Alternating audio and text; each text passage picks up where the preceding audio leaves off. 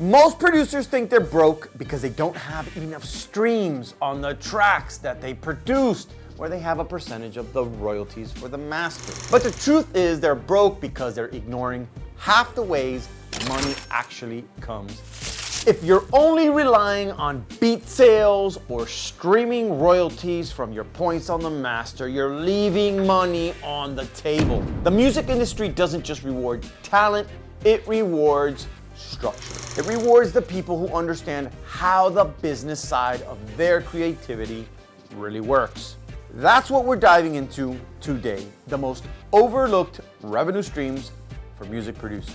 The kind of opportunities that turn your art into a business. Because I want you to actually use this. My team and I created a free tool to help you start monetizing your music the right way. I'll tell you about it in a bit because it connects directly with everything we're about to cover.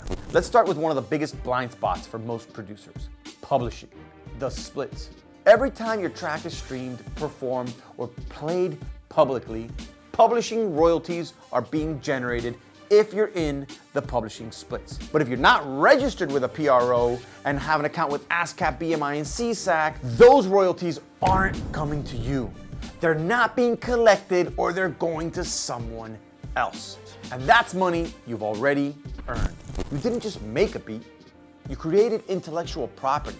And ownership means protecting it and collecting from every place your work lives. Now let's talk about sample packs and digital products. Every producer has folders full of sounds, loops, and drum sounds that they've created, which are valuable. Turning them into sample packs, MIDI kits, or project templates transforms what you've already created into consistent income. You created it once and it keeps working for you. That's how you turn creativity into recurring revenue.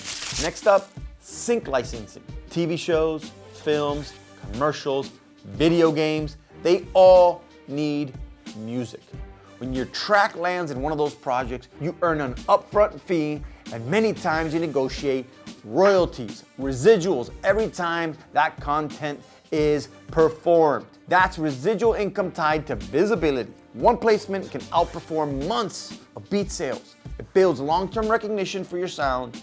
And if your production connects emotionally, there's a screen somewhere that needs it and will pay for it. Another lane most producers overlook is brand partnerships. You do not need millions of followers to collaborate with brands. What you need is alignment and credibility. Plugin companies, software brands, gear manufacturers, they all want to connect with producers who shape music culture. You're not just creating beats, you're building influence. And when you understand that, you realize that your name carries just as much value as your catalog. The reality is simple. Most producers chase one stream of income while 5 others are flowing right past them. The difference between a creative hustle and a creative business is diversification. You don't build wealth from one big check.